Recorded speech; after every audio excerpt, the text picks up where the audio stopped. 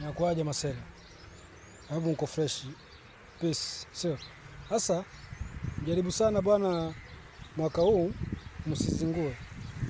Si kila siku mwangoja mwisho wa mwaka ifike tarehe 25 Disemba ambapo ni siku ya Christmas, ambapo tunaamini Yesu Masia wetu alizaliwa, ndio siku ambayo mafanya maovu yote. Wewe umekaa mwaka mzima hujafanya maovu. Unaona? Ile siku ni ya kucelebrate ile siku Yesu alizaliwa, akaja duniani mkozi wetu, akaja ulimwenguni ili aweze kutukomboa dhambi zetu. Hiyo ndio tuna celebrate. Lakini sasa wewe utaona mwingine hapa, hiyo ndio siku waenda club.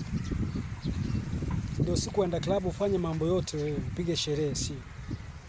Ndio siku wewe mademu atakutambua. Ndio siku mademu atakutambua, atajua wewe ni nani.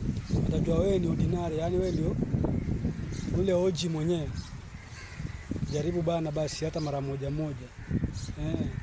Hiyo sio siku ya kufanya maovu. Just try hiyo siku.